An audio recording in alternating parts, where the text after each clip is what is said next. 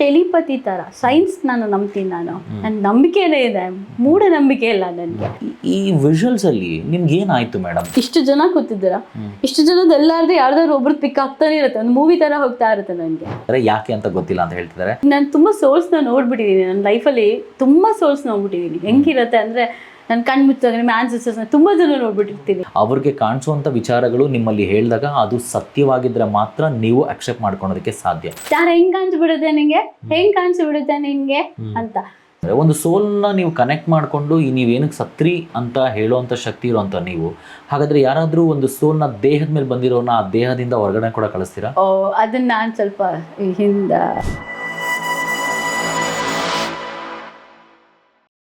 So ನಾನು ನಿಮ್ಗೆ ಹೇಳ್ತಾ ಇದ್ದೆ, ಇಲ್ಲಿ ನೋಡಿ, ಇಲ್ಲಿ ಒಂದಷ್ಟು ಮೆಟೀರಿಯಲ್ಸ್ ಇದೆ. ಆ್ಯಂಡ್ ಲೈವ್ ಟೆಸ್ಟ್ ಯಾಕೆ ಮಾಡಬಾರ್ದು ಅಂತ ನಾನು ಕೇಳ್ತಾ ಇದ್ದೆ. ಆ್ಯಂಡ್ ಇಲ್ಲಿ ಎನರ್ಜಿ ಬೂಸ್ಟರ್ ಇದೆ, ಆರಾ ಬೂಸ್ಟರ್, ಇಲ್ಲೊಂದು ತುಂಬ ಚೆನ್ನಾಗಿರುವಂಥ ಮೂನ್ ಸ್ಟೋನ್. ಇದು ನೋಡಿ, ಚಂದ್ರನ ಕಲ್ಲು ಇಲ್ಲೇ ಇದೆ. ಆ್ಯಂಡ್ ಅಲ್ಲೊಂದು ಲಿಂಗ ಇದೆ, ಅಲ್ಲೊಂದು ಚಿಕ್ಕದೊಂದು ಸ್ಟೋನ್ ಇದೆ, ಬುದ್ಧ ಇದೆ, ಇದೆಲ್ಲ ಇದೆ. ಮೇಡಮ್, ನನಗೆ 2 ಲೈವ್ ಪರೀಕ್ಷೆ ನಾನು ಮಾಡಲೇಬೇಕು ಯೂಶ್ವಲಿ. ಯಾಕಂದರೆ ಜನಗಳು ಎಷ್ಟೇ ಹೇಳಿದ್ರು ಎಲ್ಲೋ ಒಂದು ಕಡೆ ಅನುಮಾನದ ದೃಷ್ಟಿಯಿಂದ ನೋಡ್ತಾರೆ. ನೀವು ನಿಮ್ಮ ಕ್ಲೈಂಟ್ ಒಬ್ಬರಿಗೆ ಕಾಲ್ ಮಾಡಿ ನನಗೆ ಕೊಡಿ, ನಾನು ಅವ್ರನ್ನ ಡೈರೆಕ್ಟಾಗಿ ಕೇಳ್ತೀನಿ, ನೀವೇನು ಹೇಳಕ್ಕೆ ಹೋಗ್ಬೇಡಿ ಮೇಡಮ್. ಓಕೆ, ಹಾಂ, ಯಾರಿಗೆ ಕಾಲ್ ಮಾಡೋದು? ನಿಮ್ಮ ಕ್ಲೈಂಟಿಗೆ ಕಾಲ್ ಮಾಡಿ, ನೀವು ಅವ್ರಿಗೇನು ಹೇಳಕ್ಕೆ ಹೋಗ್ಬೇಡಿ. ನಾನು ನಿಮ್ಮ ಆಫೀಸಿಂದ ಕಾಲ್ ಮಾಡ್ತಿದ್ದೀನಿ ಸರ್, ಒಂದು ಫೀಡ್ಬ್ಯಾಕ್ ಬೇಕಾಗಿತ್ತು, ಹಾಗಾಗಿ ಅವ್ರನ್ನ ಓಪನಾಗಿ ಕೇಳೋಣ. ಅಂದರೆ ಏನು ಹೇಳ್ತಾರೆ ನಿಮ್ಮ ಬಗ್ಗೆ, ನಿಮ್ಮ ಒಂದು ಈ ಹೀಲಿಂಗು ಎಷ್ಟು ರೀತಿಯಲ್ಲಿ ಅವ್ರಿಗೆ ಇಷ್ಟಪಟ್ಟಿದ್ದಾರೆ, ಏನು ಕತೆ ಅಂತ. ಇವರ ಇನ್ಸ್ಟಾ ರಿವ್ಯೂಸು ಹಾಗೂ ಇವ್ರ ಕ್ಲೈಂಟ್ ಕೊಟ್ಟಿರುವಂಥ ಒಂದಷ್ಟು ರಿವ್ಯೂಸ್ಗಳನ್ನ ಕೊಡ್ತಾ ಇದ್ದೀವಿ. ಆ್ಯಂಡ್ ನಿಜವಾಗ್ಲೂ ಹೇಳ್ತೀನಿ, ಪ್ರತಿಯೊಬ್ಬರು ತಮ್ಮ ಮನದಾಳದ ಮಾತುಗಳನ್ನ ಹೇಳ್ಕೊಂಡಿದ್ದಾರೆ. ಒಬ್ರಿಗೆ ಒಳ್ಳೇದಾಗುತ್ತೆ ಅಂತಂದರೆ ಯಾಕೆ ಈ ವಿಡಿಯೋನ ನಿಮ್ಮೆಲ್ಲರಿಗೂ ತೋರಿಸ್ಬಾರ್ದು ಅನ್ನೋ ಒಂದು ಚಿಂತೆ. ಅದ್ರ ಜೊತೆಲಿ ಅವರ ರಿವ್ಯೂಸ್ ಕೂಡ ಹಾಕಿದ್ದೀವಿ.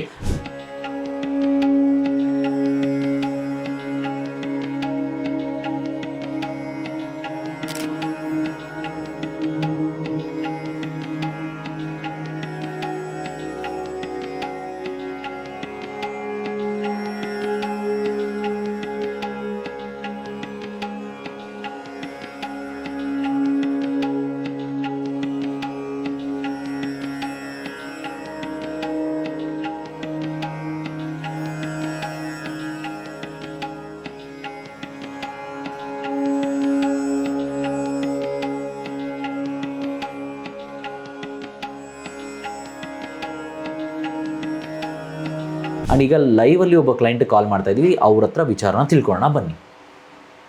Madam please loud speaker on ಮಾಡಿ. ನಾನೇ ಮಾತಾಡ್ತೀನಿ. ಪರವಾಗಿಲ್ಲ, ನೀವೇ ಮಾತಾಡಿ. ಹಲೋ ಮೇಡಮ್, ನಮಸ್ತೆ. ನಾವು ದಿವ್ಯಾ ಮೇಡಮ್ ಆಫೀಸಿಂದ ಮಾತಾಡ್ತಾ ಇರೋದು.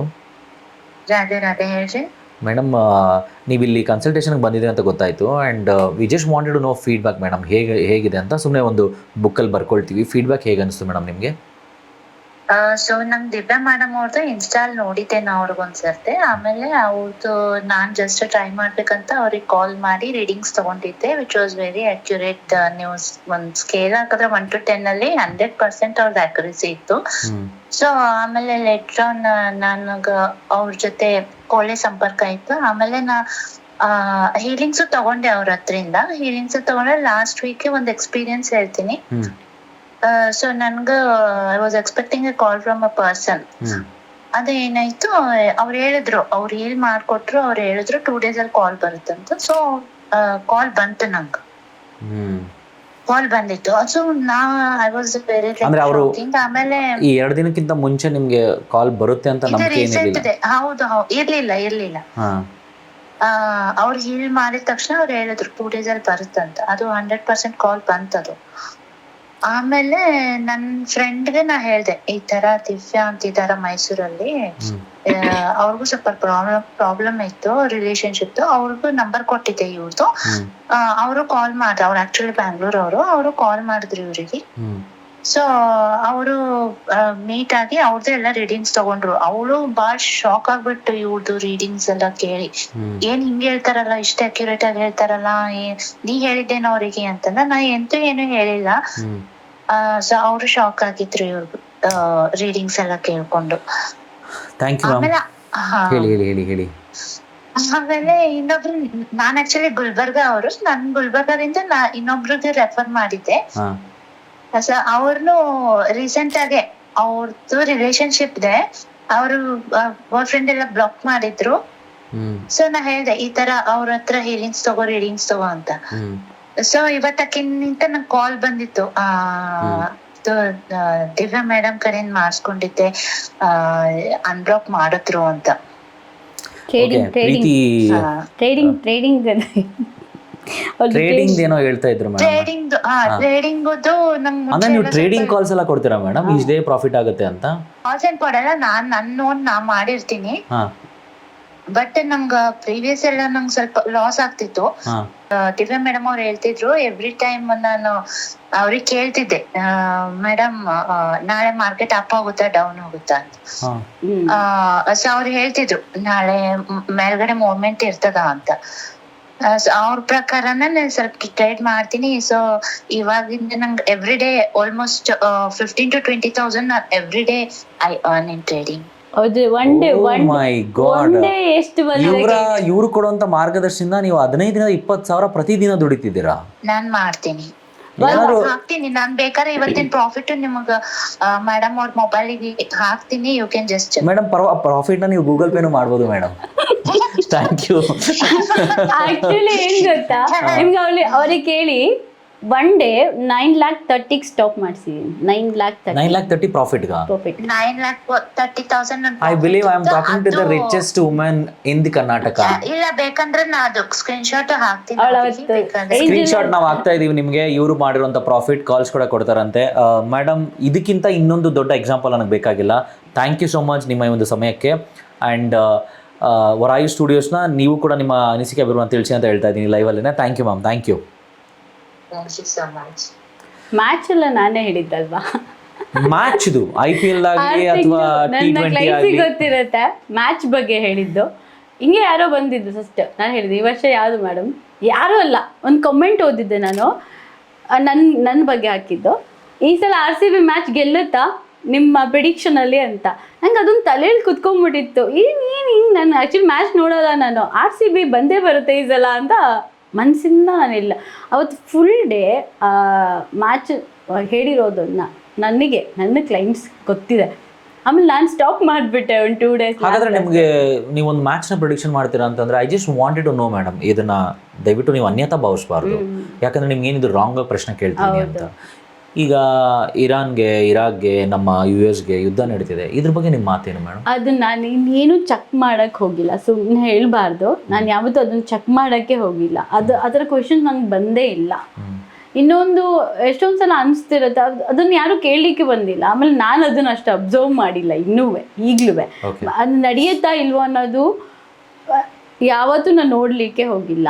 ಅದನ್ನ ಎಷ್ಟೋ ಜನ ಹೇಳ್ತಿದ್ದಾರೆ ಇರಾನ್ ಯುದ್ಧ ನಡೀತಾ ಇದೆ, ನಂಗೆ ಅದು ಏನೋ ತಲೆಗೆ ಬಂದೇ ಇಲ್ಲ. ಅದನ್ನ ಯಾಕೆ ಹೇಳ್ಬೇಕು, ಬಂದಿಲ್ಲ ಅಲ್ಲ, ಬಂದಿದೆ ಅದ್ರ ಬಗ್ಗೆ ಹೇಳ್ಬೇಕಂತ ಅನ್ಸ್ಬೇಕು ನನಗೆ. ಅದನ್ನ ಯಾರು ಕೇಳಿಲ್ಲ, ಕ್ಲೈಂಟ್ ಕೂಡ ಕೇಳಿಲ್ಲ. ಬಟ್ ನನಗೂ ಅದನ್ನ ಚೆಕ್ ಮಾಡಬೇಕು ಅಂತ ಅನ್ಸಿಲ್ಲ. ತುಂಬಾ ಚೆನ್ನಾಗಿ ಒಪ್ಕೊಂಡ್ರು, ಅದಕ್ಕೆ ನಾನು ನಿಜವಾಗ್ಲೂ ಥ್ಯಾಂಕ್ಸ್ ಹೇಳಲೇಬೇಕು. ಯಾಕಂದ್ರೆ ಇರೋದನ್ನ ಇದ್ದಂದಾಗ ಹೇಳ್ತಿದ್ದೀರಾ ನೀವು. ಆ್ಯಂಡ್ ನಾವು ಒಂದು ಲೈವ್ಗೆ ಕಾಲ್ ಮಾಡಿ, ಒಬ್ಬರ ಪರ್ಸನ್ಗೆ ಕಾಲ್ ಮಾಡಿ ಲೈವಲ್ಲಿ ನಿಮಗೆ ಹೇಳಿದೀವಿ. ಎಷ್ಟೋ ಜನ ನೀವೇನಾದರೂ ಅನ್ಕೊಂಡ್ರೆ ಇವ್ರು ಏನಾದರೂ ಮೊದಲೇ ಇದನ್ನು ಪ್ರಿಪೇರ್ ಆಗಿದ್ರೆ ದಯವಿಟ್ಟು ಇದು ಶುದ್ಧ ಸುಳ್ಳು ಅಂತ ನಾನು ಮೊದಲೇ ಹೇಳ್ತಾ ಇದ್ದೀನಿ. ಈ ಮೇಡಮ್ ಬಗ್ಗೆ ಗೊತ್ತಿರೋರು ಸಹ ನೀವು ಕಮೆಂಟ್ ಮಾಡಿ ತಿಳಿಸಿ, ನೀವು ಕಂಡುಕೊಂಡಿರುವಂಥ ಅಕ್ಯುರಸಿನ ತಿಳಿಸಿ. ಎಲ್ರಿಗೂ ಒಳ್ಳೇದಾಗಲಿ ಅಂತ ನಾನು ಹೇಳ್ತೀನಿ. ಗೋಲ್ಡ್ ಒಂದು ಎಕ್ಸ್ಪೀರಿಯನ್ಸ್ ಹೇಳ್ತಿದೆ, ನನ್ನ ಸಂಗೀತ ಟೀಚರ್ದು ಎಕ್ಸ್ಪೀರಿಯನ್ಸ್. ಫಸ್ಟ್ ಟೈಮ್ ನನ್ನ ಮನೆಗೆ ಬಂದರು. ಅವ್ರ ಮನೇಲಿ ಒಂದು 100 ಗ್ರಾಮ್ ಬಿಸ್ಕಿಟ್ ಕಳೆದು ಹೋಗ್ಬಿಟ್ಟಿತ್ತು. ಮನೆಯವರೇ ತಗೊಂಡಿದ್ದ. ಈಗ ಯಾರ ಮೇಲೆ ಹೇಳಬೇಕು, ನಾನು ಡೈರೆಕ್ಟಾಗಿ ಹೇಳಿದೆ, ನಿಮ್ಮ ಮಗನೇ ತಗೊಂಡಿರೋದು ಹೌದಾ ಗೋಲ್ಡ್, ಜೊತೆಗೆ 3 ಜನ ತಗೊಂಡಿತ್ತು ಅಂತ. ಸೊ ಅದು ಎಷ್ಟು ದಿನ ಆದಮೇಲೆ ಬಂದಿದೆ ನಿಮ್ಗೆ ಆಚೆ ಅಂದರೆ 2 months ಆದಮೇಲೆ ರಿಸಲ್ಟ್ ಬಂದಿತ್ತು. ಆ ಗೋಲ್ಡ್ನ ತಗೊಳ್ಳುವಾಗ ಕೀ ಅವ್ನ ಮಗ ನನ್ನ ಹತ್ರ ಬಂದ್ಬಿಟ್ಟು ಇಲ್ಲಿ ಬಂದ್ಬಿಟ್ಟು, ಅಲ್ಲಿ ಯಾಕಮ್ಮ ಹೋಗ್ತೀಯಾ ದಿವ್ಯಾ ಆಂಟಿ ಹತ್ರ 20 ಸಲ ತಗೋ ಕೀ ನಿನಗೆ ಹ್ಯಾಂಡ್ ಓವರ್ ಮಾಡ್ತೀನಿ ಅಂತ ಕೀ ಕೊಟ್ಟಿರೋದು. ಅವನಿಗೆ ಕೀ ಮಾಡಿಸ್ಕೊಂಡಿದ್ದು. ಮತ್ತು ನನ್ನ ಕ್ಲೈಂಟ್ ಒಬ್ಬರು ಬ್ರೇಸ್ಲೆಟ್ ಕಳ್ಕೊಂಬಿಟ್ಟಿದ್ದಾರೆ. ಅವಳು ನನ್ನ ಸ್ಮಿತಾ ಅಂತ, ಸ್ಕೂಲ್ ಇದೆ ಇಲ್ಲೇ ಬೋಗಾತಿನಲ್ಲಿ, ಟೀಚರ್ ಅವರು. ನಾನು ಯಾವಾಗಲೂ ಅಷ್ಟೇ ಒಳ್ಳೊಳ್ಳೆ ಕ್ಲೈಂಟ್ಸ್ ಇದ್ದಾರೆ ನನಗೆ. ನನ್ನನ್ನು ದೇವರು ಅಂತ ನೋಡೋಕ್ಕಿಂತ ನಾನು ಅವ್ರನ್ನ ದೇವರು ಅಂತ ನೋಡ್ತೀನಿ. ನನ್ನ ಪೇಷಂಟ್ನ ಚೆಕ್ ಮಾಡ್ತಾರೆ ಅವರು. ಪಾಪ ನಾನು ಕಾಲ್ ಪಿಕ್ ಮಾಡಲ್ಲ, ಯೂಶ್ವಲಿ ನನ್ನ ಕಾಲ್ ಯಾಕೆ ಪಿಕ್ ಮಾಡಲ್ಲ ಅಂತ ಎದುರುನವ್ರಿಗೆ ಗೊತ್ತಿರುತ್ತೆ. ನಾನು ಒಂದು ರೀಡಿಂಗ್ ಮುಗಿಯೋವರೆಗೂ ಇನ್ನೊಬ್ರು ಕಾಲ್ ಪಿಕ್ ಮಾಡಲ್ಲ. ನೆಗೆಟಿವ್ ರಿಮೂವ್ ಮಾಡುವಾಗ ಪಿಕ್ ಮಾಡಿರಲ್ಲ. ನೆಗೆಟಿವ್ ರಿಮೂವ್ ಮಾಡಾದ್ಮೇಲೆ ನಾನು 24 hours ಯಾರನ್ನೂ ಮಾತಾಡಿರಲ್ಲ. ಯಾಕಂದರೆ ನಮಗೂ ಸ್ಟ್ರೈನ್ ಆಗುತ್ತೆ. ರಿಯಲ್ ರೀಡರ್ಸ್ಗೆ 2 ಕಾರ್ಡ್ 3 ಕಾರ್ಡ್ ಆದ್ಮೇಲೆ ಶಿವರಿಂಗ್ ಸ್ಟಾರ್ಟ್ ಆಗೋಗುತ್ತೆ. ಎಲ್ರಿಗೂ ಅನಿಸ್ಬೋದು ಸುಮ್ಮನೆ ಮಾತಾಡ್ತಾಳೆ, ಮಾತಾಡ್ಲಿಕ್ಕಾಗಲ್ಲ. ಎನರ್ಜಿ ಅಂದರೆ ಸುಮ್ಮನೆನಾ? ಒಂದು ಎನರ್ಜಿ ಪಿಕ್ ಮಾಡಿದ ತಕ್ಷಣ 1 hour ಆದರೆ ನನ್ನ ಕೈ ಶೇಕ್ ಸ್ಟಾರ್ಟ್ ಆಗಿರುತ್ತೆ.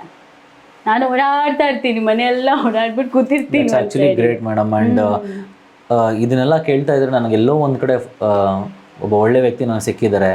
ಸ್ಮಿತಾ ಅನ್ನೋದು ಗೋಲ್ಡ್ ಯಾವುದೇ ಪ್ರಾಬ್ಲಮ್ ಇದ್ರು ನಾನು ಕೂಡ ಖಂಡಿತವಾಗ್ಲೂ ನಿಮ್ಮ ಹತ್ರ ಕೇಳಬೇಕು ಅಂತ ಅನ್ನಿಸ್ತಾ ಇದೆ. ಸ್ಮಿತಾ ಅವ್ರದ್ದು ಗೋಲ್ಡ್ ಅದ ಹೇಳ್ತೀನಿ. ಅದೊಂದು ಭಾಳ ಚೆನ್ನಾಗಿತ್ತು. ನಾನು ಹಿಂಗೆ ಇನ್ನೊಂದು ಕ್ಲೈಂಟ್ ಎದುರುಗಡೆ ಕೂತಿದ್ರು, ಭಾರ್ಗವಿ ಅಂತ. ಅವ್ರು ಎದುರುಗಡೆ ಕೂತಿದ್ರು. ಸ್ಮಿತಾ ಕಾಲ್ ಮಾಡಿದ್ದಾರೆ ನನಗೆ, ಗೋಲ್ಡ್ ಬ್ರೇಸ್ಲೆಟ್ ಕಳೆದೋಗಿದೆ ಅಂತ. ಹೆಂಗಿದೆ ಕೋಇನ್ಸಿಡೆನ್ಸ್ ಅಂದರೆ, ನಾನು ಚೆಕ್ ಮಾಡಿಬಿಟ್ಟು ಹೇಳಿದೆ, ಸ್ಮಿತಾ ಸೋಫಾ ಮೇಲೆ ಬಿದ್ದಿದ್ದಾಳೆ ಬ್ರೇಸ್ಲೆಟ್. ಅವಳೋಗಿ ಮನೇಲಿ ಹುಡುಕ್ತಿದ್ದಾಳೆ.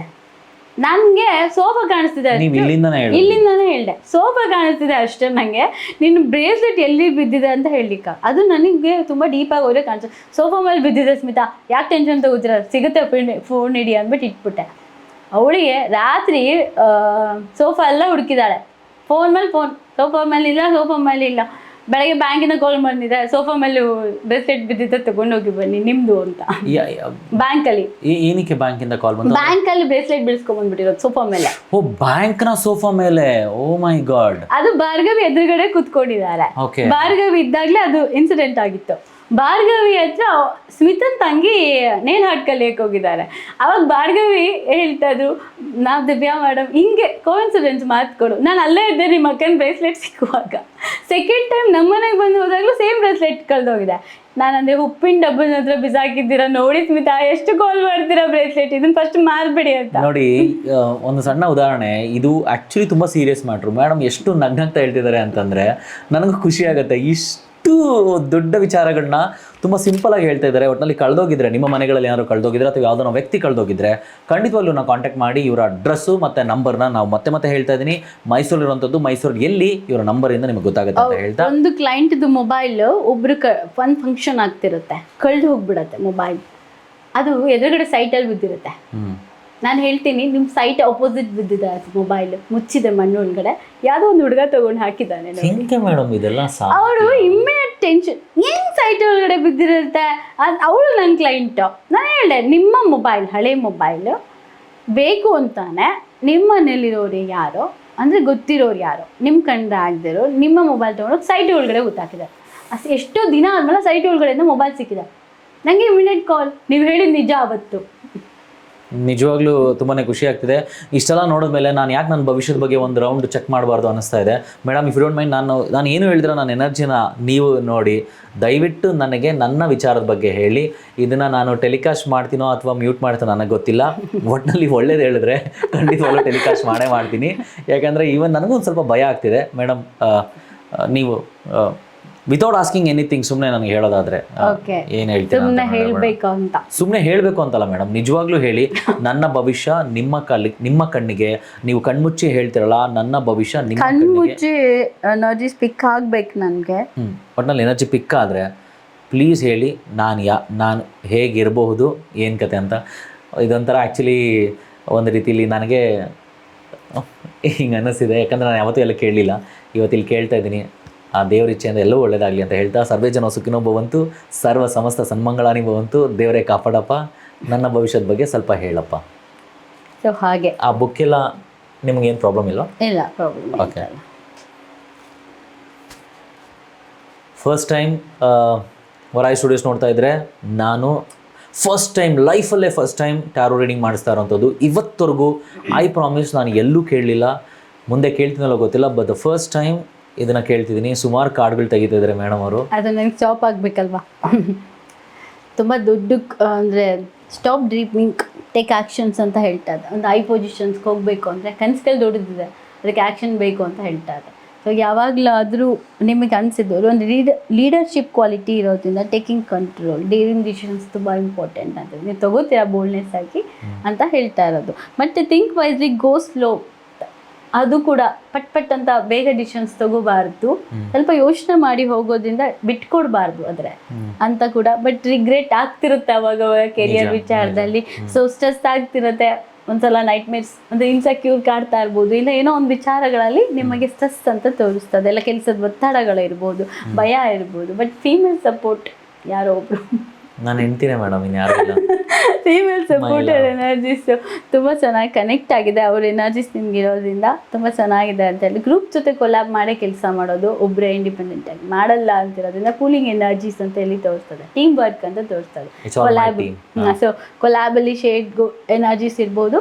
ಸೊ ಈ ವಿಚಾರದಲ್ಲಿ ಮತ್ತೆ ದೈವಿಕವಾಗಿ ಲಿಸನ್ ಟು ಹಾರ್ಟ್ ಮತ್ತೆ ಸ್ಟೆಬಲ್ ಕೆರಿಯರ್ಗೆ ಎಮೋಷ್ನಲಿ ಬ್ಯಾಲೆನ್ಸ್ಡ್ ಆಗಿರೋದ್ರಿಂದ ನೀವು ಡಿಪ್ಲೊಮೆಟಿಕ್ ಆಗಿ ಅಡ್ವೈಸರ್ ಕೂಡ ಹೌದು, ಕೌನ್ಸಿಲರ್ ಕೂಡ ಹೌದು. You are right, I advise. ಆದರೂ ನೀವು ಯಾರಿಗಾರು ನಂಬ್ತೀರಾ, ಯಾರು ಒಂದು ಮೋಸ ಹೋಗಂಥದ್ದು ಸ್ವಲ್ಪ ಕಡಿಮೆ ಮಾಡ್ಕೋಬೇಕು, ಬೇಗ ಬಿಲೀವ್ ಮಾಡೋದು ಕಮ್ಮಿ ಮಾಡಬೇಕು. ನಂಬ್ತೀನಿ ಅಂತ ಬಿಲೀವ್ ಮಾಡಬಾರ್ದು ಅಂತ ಎನಿವನ್ ಅಂತ.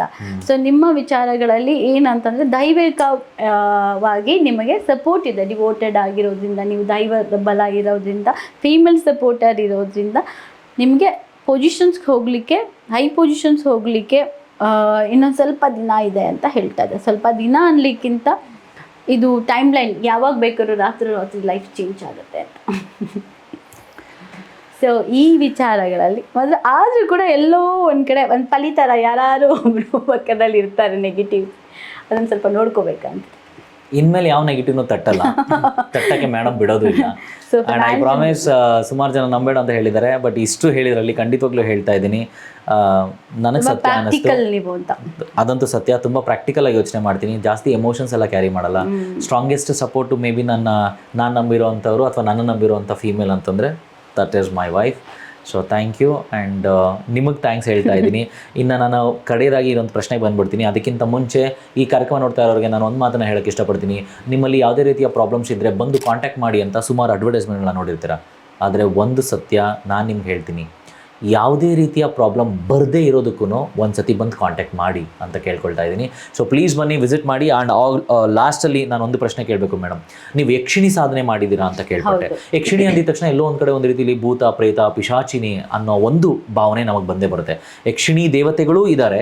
ಆ ಯಕ್ಷಿಣಿ ಅಂದಿದ ತಕ್ಷಣ ಮನಸ್ಸಲ್ಲಿ ಬರುವಂಥದ್ದು ಎಲ್ಲೋ ಒಂದು ಕಡೆ ಒಂದು ರೀತಿಯಲ್ಲಿ ತುಂಬ ಅಂದರೆ ಉಗ್ರ ರೂಪಿಣಿ ಆಗಿರ್ತಾರೆ, ಭಯ ಆಗಿರುತ್ತೆ. ಅಂದರೆ ಅದೊಂದು ಯಕ್ಷಿಣಿ ಸಾಧನೆ ಅಂದಿದ ತಕ್ಷಣ ಎಲ್ಲೋ ಒಂದು ಕಡೆ ಒಂದು ರೀತಿಯಲ್ಲಿ ಒಂದು ನೆಗೆಟಿವ್ ವೈಬ್ಸ್ನ ಅಟ್ರಾಕ್ಟ್ ಮಾಡೋವಂಥದ್ದು ಇರುತ್ತೆ. ಸೊ ಯಕ್ಷಿಣಿ ಸಾಧನೆ ನೀವು ಮಾಡ್ಕೊಳೋದಕ್ಕೆ ಎಷ್ಟು ಕಷ್ಟ ಆಯಿತು? ಆ್ಯಕ್ಚುಲಿ ಯಕ್ಷಿಣಿ ಸಾಧನೆ ಅಂತಂದರೆ ನಿಮ್ಮ ಪ್ರಕಾರ ಏನು? ಯಕ್ಷಿಣಿ ಅಂದರೆ ನಾನು ಕ್ರೂರವಾದ ಯಕ್ಷಿಣಿ ಏನು ತಗೊಂಡಿಲ್ಲ, ತುಂಬ ಡಿಸಿಪ್ಲಿನ್ ಆಗಿ ಕುತ್ಕೋ ಅಂತ ನನ್ನ ಗುರುಗಳು ಏನು ಹೇಳಿಲ್ಲ. ಆಮೇಲೆ ನನಗೆ ಎಲ್ಲರೂ ಹೇಳ್ತಾ ಇರ್ತಾರೆ, ಅಲ್ಲಿ ಹೋಗಿ ಅಲ್ಲಿ ಕುತ್ಕೋ, ಮರದ ಹತ್ರ ಕುತ್ಕೋ, ನದಿ ಹತ್ರ ಕುತ್ಕೋ, ಅವೆಲ್ಲ ನಾನು ಫಾರ್ಮಾಲಿಟೀಸ್ ಮೇಂಟೈನ್ ಮಾಡಲಿಲ್ಲ. ಗುರುಗಳು ಹೇಳಿದ ನಿಜ, ಬಟ್ ನಾನು ಮಾಡಿಲ್ಲ. ನನಗೆ ಏನು ಗೊತ್ತಾ, ನನ್ನ ಮನೆ ದೇವ್ರ ಸ್ಥಾನ, ನನ್ನ ಮನಸ್ಸು ದೇವಾಲಯ ಥರ. ನಾನು ಆ ಶುದ್ಧ ಮನಸ್ಸಿಂದ ಇಟ್ಕೊಂಡು ನಾನು ಕುತ್ಕೊಂಡು ಸಾಧನೆ ಕೂತ್ಕೊಂಡಿತ್ತು. 90 days ಆಗಿದೆಯಲ್ಲ, ಅದು ಬೇಗ ಸಿದ್ಧಿ ಆಗೋಯ್ತು. 40 days ಆಗಲಿಲ್ಲ ನನಗೆ. 40 days ನನಗೆ ಇಂಪಾರ್ಟೆಂಟ್ ಇತ್ತು. ಸೊ ಮಲ್ಕೊಂಡಿದ್ದೆ ನಾನು, ಸಾಧನೆಯಲ್ಲಿ ಸಮಯ ನೀವು ಹೇಳ್ತಾ. ಹೌದು, ಮಲಗಿದ್ದೆ ನಾನು. ದೇವಿ ಕೇಳ್ತೆ, ಎಲ್ಲ ಆಯಿತು, ಇದು ಯಾಕೆ ಆಗ್ತಾ ಇಲ್ಲ ನನಗೆ ಅಂತ. ಅವಾಗ ಶನಾಂಬಿಕೆ ಟೆಂಪಲಿಗೆ ಬಂತು. ನನ್ನ ಗುರುಗಳು ಶಂಕರಾಚಾರ್ಯರು. ನಾನು ಬಿಲೀವ್ ಮಾಡೋದು, ನಾನು ಶ್ರೀಚಕ್ರ ಎಲ್ಲ ಮಾಡೋದ್ರಿಂದ. ಸೊ ಅಲ್ಲಿಗೆ ಹೋದ್ಮೇಲೆ ನನಗೆ ಇಮ್ಮಿಡಿಯೇಟ್ ಸಿದ್ಧಿ ಆಯ್ತು ಅದು. ಸೊ ನನಗೆ ಏನು ಅನಿಸಿದ್ದು, ನನಗೆ ಮರದ ಹತ್ರ, ನದಿ ಹತ್ರ ಅವೆಲ್ಲ ಏನು ನನಗೆ ನೆಸೆಸರಿ ಅನಿಸಿಲ್ಲ. ಸೊ ಹೀಗೆ ಬರಬೇಕು, ಹಾಗೆ ಬರಬೇಕು. ಇವಾಗಲೂ ಅವಳೆ ನನಗೆ ಕಾಣಿಸ್ಕೊಳ್ಳೋದು, ಕಿವಿಯಲ್ಲಿ ಹೇಳೋದು, ಎಕ್ಸ್ಪೀರಿಯನ್ಸು ಅದೆಲ್ಲ ಕೇಳ್ತಿರ್ತಾರೆ. ಬಟ್ ನನಗೆ ಕಾಣಿಸ್ಕೊಳ್ಳೋದು ನಿಜ. ಈಗ ತಸ್ತಿ ವಶೀಕರಣಿ ಅಂತ ಇರ್ತಾರೆ, ಅಂದರೆ ವಶೀಕರಣದಲ್ಲಿ ನನಗೆ ತುಂಬ ದೂರ ಇರ್ತಾರೆ ವೀಸಾ ಪ್ರಾಬ್ಲಮ್ ಇರೋ ಕ್ಲೈಂಟ್ಸ್ಗಳು. ಅವ್ರನ್ನೆಲ್ಲ ನಾನು ಹೆಂಗೆ ನೋಡೋದು? ಇಲ್ಲಿ ಕೂತ್ಕೊಂಡು ಅವ್ರನ್ನ ನೋಡ್ಬೇಕು, ನಾನು ಅವ್ರ ಮನೆ ನೋಡಬೇಕು, ಅವ್ರ ಫ್ಯಾಮಿಲಿ ನೋಡಬೇಕು, ಅಲ್ಲಿ ಯಾರು ಎನರ್ಜಿ ಇದೆ, ಯಾವ ಪೂಜೆ ಮಾಡ್ತಾರೆ, ಆ ದೇವರು ಎಲ್ಲ ಹೋಗಬೇಕು. ಅಂದರೆ ತಸ್ತಿ ವಶೀಕರಣಿನೇ ಹೋಗಬೇಕು, ಅವಳೇ ಸಮುದ್ರ ದಾಟೋದು ಅಂತ ನನ್ನ ಪ್ರಕಾರ. ಸೊ ಬರೋದೇ ಜನಕ್ಕೆ ನಿಮ್ಗೊಂದು ರಿಲೇಶನ್ಶಿಪ್ಪು, ಒಂದು ಫಿನಾನ್ಷಿಯಲಿ. ನನಗೆ ಬೇಕಾಗಿರೋದು ವಶೀಕರಣ ಅಂತ. ನಾವು ಎಲ್ಲದಕ್ಕೂ ಕೆಟ್ಟದಕ್ಕೆಲ್ಲ ಯೂಸ್ ಮಾಡಲ್ಲ. ಅದು ನಾನು ಮಾತು ಕೊಟ್ಟಿರ್ತೀನಿ ದೇವಿಗೆ. ನನಗೆ ಯಾರು ಜೆನ್ಯೂನ್ ಕ್ಲೈಂಟ್ ಇದ್ರೆ ಮಾತ್ರ ನಾನು ಕನೆಕ್ಟ್ ಆಗೋದು. ತುಂಬ ಜನಕ್ಕೆ ಅನಿಸ್ತದೆ, ಇವಳು ಫೋನ್ ಎತ್ತಲ್ಲ, ಅವ್ರು ಜೆನ್ಯೂನ್ ಅಲ್ಲ ಅಂತಲ್ಲ, ನನ್ನ ಹತ್ರ ಅವ್ರು ರೀಡಿಂಗ್ ಇಲ್ಲ ಅಂತ. ನನಗೆ ದುಡ್ಡು ಕೊಡ್ತಾರೆ, ನಾನು ಸುಳ್ಳು ಹೇಳ್ಬಿಟ್ಟು ಇಟ್ಬಿಡ್ಬೋದು, ಬಟ್ ಅದು ಕರ್ಮ ನನಗೆ ಕ್ಯಾರಿ ಆಗುತ್ತಲ್ವಾ. ದೈವ ಹೆಸರಲ್ಲಿ ಸುಳ್ಳು ಹೇಳ್ಬಾರ್ದು ಅಂತ ನನಗೆ. ಅವ್ರಿಗೇನು ಇವಳಿಗೇನು ಫೋನ್ ಎತ್ತಲಿಕ್ಕೆ ಅಂತ, ಫೋನ್ ಎತ್ತಲಿಕ್ಕೆ ನನ್ನ ಹತ್ರ ನಿಮ್ಮ ಹತ್ರ ರೀಡಿಂಗೇ ಇಲ್ಲ, ನಾನು ಏನು ಹೇಳಿ, ಸುಮ್ಮನೆ ಸುಳ್ಳು ಹೇಳಬೇಕು. ಅದಕ್ಕೆ ನಾನು ಸುಮ್ಮನೆ ಕೂತಿರ್ತೀನಿ. ನನಗೆ ಅವ್ರದ್ದು ಹಣೆ ಬರ ನನ್ನ ಹತ್ರ ಬಂದಾಗ ನಾನೇ ಕಾಲ್ ಮಾಡಿರ್ತೀನಿ ಅವರಿಗೆ, ನಿಮ್ದಿದೆ ರೀಡಿಂಗ್ ಇವತ್ತು ಕರೆಕ್ಟ್ ಆಗಿದ್ದೀನಿ ಮಾತಾಡಿ ಅಂತ. ಸೊ ಈ ಥರ ವೀಸಾ ಪ್ರಾಬ್ಲಮ್ಮು, ಜಾಬ್ ಪ್ರಾಬ್ಲಮ್ಮು, ಈ ಬಾಸ್ಗಳು ಹಿಂಸೆ ಕೊಡ್ತಿರ್ತಾರೆ ಫಾರಿನಲ್ಲಿ, ಅದಕ್ಕೆಲ್ಲ ಯಕ್ಷಿಣೀಸ್ನ ಯೂಸ್ ಮಾಡ್ಕೊತೀನಿ. ಮತ್ತು ಎಕ್ಸ್ಪೀರಿಯನ್ಸ್ ಅಂದರೆ ಒಂದು ಕರ್ಣ ಪಿಶಾಚಿನಿ ಸ್ಟೋರಿ. ತುಂಬ ಜನ ಕರ್ಣ ಪಿಶಾಚಿನಿ ಬಗ್ಗೆ ತುಂಬ ನೆಗೆಟಿವ್ ಆಗಿ ಹೇಳ್ತಿರ್ತಾರೆ. ನಮಗೆ ಒಂದು ಕ್ಯೂರಿಯಾಸಿಟಿ, ಕರ್ಣ ಪಿಶಾಚಿನಿ ಹೇಗಿರ್ತಾಳೆ ಅಂತ. ನನ್ನ ಸ್ಟೂಡೆಂಟ್ ಒಬ್ರು ನವೀನ್ ಅಂತಿದ್ದಾರೆ, ಅದನ್ನು ನಾನು ಎಲ್ಲ ಪಾಡ್ಕಾಸ್ಟಲ್ಲಿ ಹೇಳಿರ್ತೀನಿ ಈ ವಿಷಯ. ನವೀನ್ ನಾನು ಕೂತ್ಕೊಂಡಿದ್ದು, ನನ್ನ ಸ್ಟೂಡೆಂಟ್ ಅವ್ರು ಅವರು ಗೌರ್ನಮೆಂಟ್ ಇಂಜಿನಿಯರ್, ಅವರು ಕೂತ್ಕೊಂಡಿದ್ದು, ನಾನು ಕೂತ್ಕೊಂಡು ನವೀನ್ ಕರ್ಣ ಪಿಶಾಚಿನಿ ನೋಡೋಂಗಾಗಿದೆ ನನಗೆ, ಕರಿಬೇಡಿ. ನಾನು ಕರೆದಿದ್ದೆ ಈಕೆ ಧ್ಯಾನದಲ್ಲಿ ಕೂತ್ಕೊಂಡಾಗ ಕರ್ಣ ಪಿಶಾಚಿನಿ ಬಂದುಬಿಟ್ಲೆ 2 ಸೆಕೆಂಡ್ ಟನ್ನಂದ ಒಂದು ಮುಗಿದ ಮುಂದೆ ಫುಲ್ ಎಷ್ಟು ಕಾಣ್ತಿದ್ದಾಳೆ ಅಂದರೆ ಅವಳನ್ನೆಲ್ಲರೂ ಕೆಟ್ಟದಾಗಿ ಹೇಳಿರ್ತಾರೆ. ಆ ಥರ ಏನೂ ನನಗೆ ಕಾಣಿಸ್ಲೇ ಇಲ್ಲ. ನಾನು ಸ್ಮೈಲ್ ಮಾಡ್ತಾ ಇದ್ದೆ, ಅವಳು ಸ್ಮೈಲ್ ಮಾಡ್ತಿದ್ದಾಳೆ ಆ ಕಡೆಯಿಂದ. ಸೊ ಹಿಂಗೆ ಕೂದಲು ಬಿಟ್ಕೊಂಡಿಲ್ಲ. ನನಗೆ ಇವತ್ತಿಗೂ ಅಷ್ಟೇ ಕರ್ಣ ಪಿಶಾಚಿನಿ ಲೋಚನೆ ಸ್ವಾಹ ಇಷ್ಟ ಹೇಳೋದು ನಾನು. ಕರ್ಣ ಪಿಶಾಚಿನಿ ಲೋಚನೆ ಸ್ವಾಹ. ನಿನ್ನೆ ಕ್ಷಣಾಂಬಿಕೆ ಗುರುಗಳು ಬಂದಿದ್ರು ನಮ್ಮ ಮನೆಗೆ. ಅಲ್ಲ, ನನಗೆ ಕರ್ಣ ಪಿಶಾಚಿನಿ ಲೋಚನಿ ಸ್ವಾಹ ಅಂದ್ರೆ ಏನಾಗುತ್ತೆ ನಿಮ್ಗೆ? ಅಂದ್ರೆ ನನಗೆ ಅವಳ ಸುಮ್ಮನೆ ನನ್ನ ಮನಸ್ಸಲ್ಲೇ ಅವಳನ್ನ ಕರೆಯೋದು, ನಾನು ಬಂದ್ಬಿಡ್ತಾಳೆ ಇಮಿಡಿಯೇಟ್, ವಿಷಯ ಬೇಕಾಗಿರುತ್ತೆ ನನಗೆ. ಬಟ್ ಈ ಕರ್ಣ ಪಿಶಾಚಿ ಅಂತಂದ್ರೆ ನಮ್ಗೆ ಹೇಳೋದಕ್ಕೆ ನಾನು ಸ್ವಲ್ಪ ಭಯ ಆಗುತ್ತೆ. ಅಂತಂದ್ರೆ ನೀವು ಆ ಥರ ಏನಿಲ್ಲ ನನಗೆ. ನನಗೆ ಹೇಗೆ ಎದುರುಗಡೆ ಇರ್ತಾರೆ ನಾನು ಅವ್ರನ್ನ ಹಾಗೆ ನೋಡೋದು. ನಾನು ಮಗು ಥರ ಯೋಚನೆ ಮಾಡೋದು. ನಾನು ಬಾಲ ತ್ರಿಪುರ ಸುಂದರಿ ಆರಾಧಿಕೆ ಇರೋದಿಲ್ಲ, ನಾನು ಮಗು ಥರನೇ ಯೋಚನೆ ಮಾಡೋದು. ಯಾರೇ ಬರಲಿ ಮಗು ಥರನೇ ಪ್ರಾಬ್ಲಮ್ ಸಾಲ್ವ್ ಮಾಡ್ಕೊಂಡು ಹೋಗಬೇಕು. ಅದು ತುಂಬ ತಲೆಗೆ ಹಾಕೊಂಡು ಕೂತ್ಕೊಂಡಿದ್ರೆ ಅದು ಸಾಲ್ವ್ ಆಗಲ್ಲ.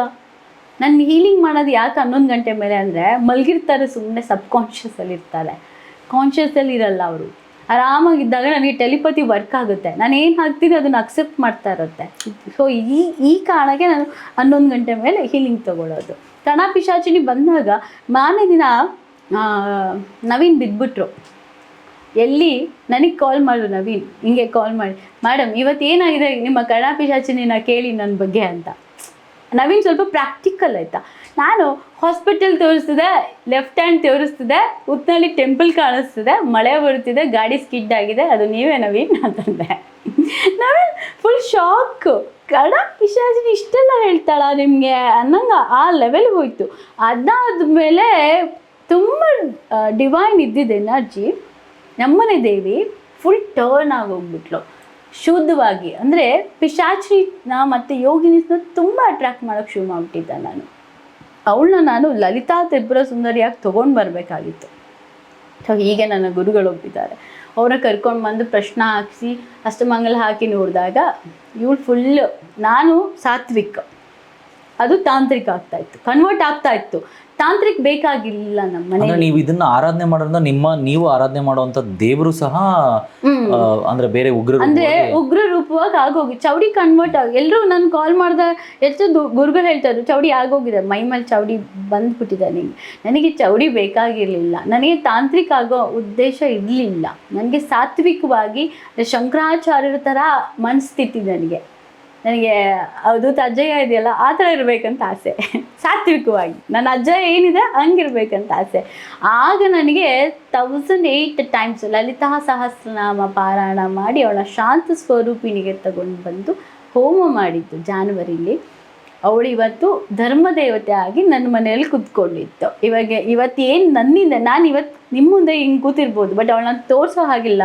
ಬಟ್ ನನ್ನಿಂದ ಇರೋದು ಆ ಶಕ್ತಿನೇ. ಬರೋರೆಲ್ಲ ಅವಳಿಗೆ ಗೊತ್ತಿದೆ, ನನ್ನ ಕ್ಲೈಂಟ್ಸಿಗೆ ಗೊತ್ತಿದೆ ಅವಳ ಪವರ್ ಏನಿದೆ ಅಂತ.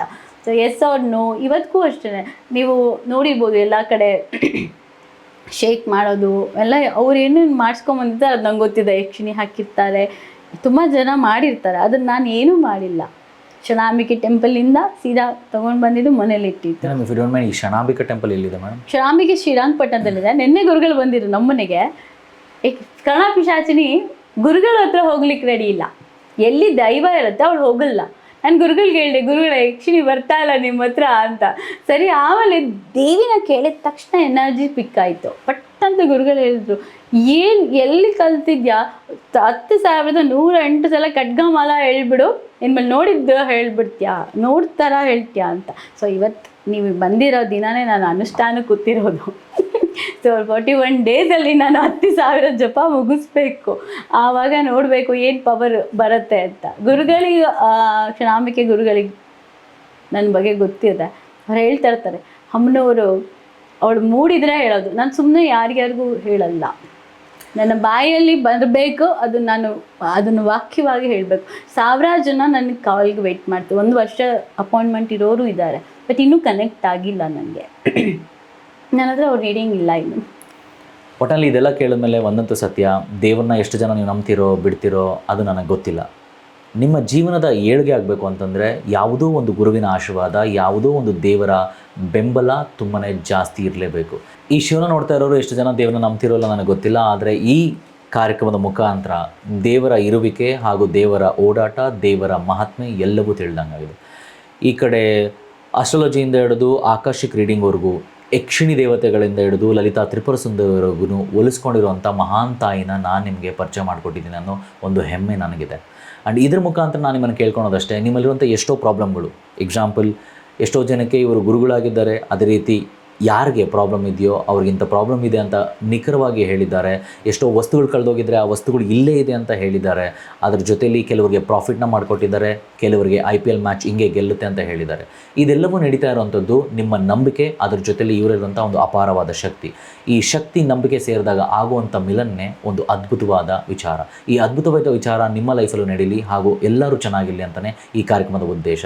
ಇಷ್ಟೆಲ್ಲ ಒಳ್ಳೆಯದನ್ನು ಕಲ್ತ್ಕೊಂಡು ಒಳ್ಳೆತನ ಮಾಡ್ತೀವಿ, ಸಾತ್ವಿಕ ಗುಣಗಳನ್ನ ಅಂದರೆ ಸಾತ್ವಿಕ ಗುಣಗಳನ್ನು ಒಳಪಡಿಸ್ಕೊಂಡು ಸಾತ್ವಿಕವಾಗಿ ಬದುಕ್ತಾ ಇದ್ದೀನಿ ಅಂತ ಹೆಮ್ಮೆಯಿಂದ ಹೇಳಿ ಇವತ್ತು ಎಷ್ಟೋ ಜನಕ್ಕೆ ಒಳ್ಳೆಯದನ್ನು ಮಾಡ್ತಾ ಇರೋವಂಥ ನಮ್ಮ ದಿವ್ಯ ಆರಾಧ್ಯ ಮೇಡಮ್ ಅವ್ರಿಗೆ ನನ್ನ ಮುಖಾಂತರ ನಿಮ್ಮ ಮುಖಾಂತರ ಕೋಟಿ ಕೋಟಿ ನಮ್ಮನ್ನು ತಿಳಿಸ್ತಾ ಇದ್ದೀನಿ. Madam, thank you so much. ನಿಮ್ಮಿಂದ ಎಲ್ರಿಗೂ ಒಳ್ಳೆಯದಾಗಲಿ, ನಿಮ್ಮ ನಗುಮುಖ ಇದೇ ರೀತಿ ಯಾವಾಗಲೂ ಇರಲಿ, ಆ ಬಾಲ ತ್ರಿಪುರ ಸುಂದರಿ ತಾಯಿ ಸದಾ ಸರ್ವದ ನಿಮ್ಮ ಜೊತೆಲಿರಲಿ ಅಂತ ಕೇಳ್ಕೊಳ್ತಾ ಇಲ್ಲಿಗೆ ಈ ಕಾರ್ಯಕ್ರಮ ಮುಗಿಸ್ತಾ ಇದ್ದೀನಿ. ಹೋಪ್ ಸೋ ಇವತ್ತಿನ ಒಂದು ಕಾರ್ಯಕ್ರಮ ನಿಮ್ಮೆಲ್ಲರಿಗೂ ಇಷ್ಟ ಆಗಿದೆ ಅಂತ ಭಾವಿಸ್ತಾ, ಹಾಗಾದರೆ ಇನ್ಯಾಕೆ ತಡ, ಯಾವಾಗಲೂ ನೋಡ್ತಾ ಇರಿ ವರಾಯಿ ಸ್ಟುಡಿಯೋಸ್. ಇವರ ವಿಳಾಸ ಹಾಗೂ ಇವರ ಸಂಖ್ಯೆ ಮೊಬೈಲ್ ನಂಬರ್ ಡಿಸ್ಪ್ಲೇ ಮಾಡ್ತಾ ಇದ್ದೀವಿ, ಖಂಡಿತವಾಗ್ಲೂ ಕಾಂಟ್ಯಾಕ್ಟ್ ಮಾಡ್ಬೋದು. ಇವರಿರೋದು ಮೈಸೂರಿನ ಒಂದು ಭಾಗದಲ್ಲಿ. ಯಾವ ಭಾಗ ಏನು ಕತೆ ನೀವು ಕಾಲ್ ಮಾಡಿದ್ರೆ ಎಲ್ಲವೂ ಡೀಟೇಲ್ಸ್ ಬರುತ್ತೆ ಅಂತ ಹೇಳ್ತಾ, ನಿಮ್ಮೆಲ್ಲರಿಗೂ ಒಳ್ಳೆಯದಾಗಲಿ, ಸರ್ವೇ ಜನ ಸುಖಿನೋ ಭವಂತು, ಸರ್ವ ಸಮಸ್ತ ಸನ್ಮಂಗಳ ಭವನ ಅಂತ ಹೇಳ್ತಾ ಇವತ್ತಿನ ಕಾರ್ಯಕ್ರಮ ಇಲ್ಲಿಗೆ ಮುಗಿಸ್ತಾ ಇದ್ದೀನಿ. ನೆಕ್ಸ್ಟ್ ಎಪಿಸೋಡ್ ಸಿಗ್ತೀನಿ. ಅಲ್ಲಿವರೆಗೂ ನೋಡ್ತಾ ಇರಿ ವರಾಯಿ ಸ್ಟುಡಿಯೋಸ್ ಯೂಟ್ಯೂಬ್ ಚಾನಲ್. ಸಬ್ಸ್ಕ್ರೈಬ್ ಮಾಡಿ, ಕಮೆಂಟ್ ಮಾಡಿ, ನಿಮ್ಮ ಅನಿಸಿಕೆಗಳನ್ನ ಶೇರ್ ಮಾಡಿ ಹಾಗೂ ತಿಳಿಸ್ಕೊಡಿ ಅಂತ ಹೇಳ್ತಾ ಇದ್ದೀನಿ. Thank you so much. ಹೋಗಿ ಬರ್ತೀನಿ. ನಾನು ಆ್ಯಂಕರ್ ರಂಜಿತ್ ವರಾಯು. ಸ್ವಲ್ಪ ಮಿಸ್ ಮೀ, ಜಾಸ್ತಿ bless me. Tata bye, take care. ನಮಸ್ಕಾರ. ಜೈ ಲಲಿತಾಂಬಿಕಾ.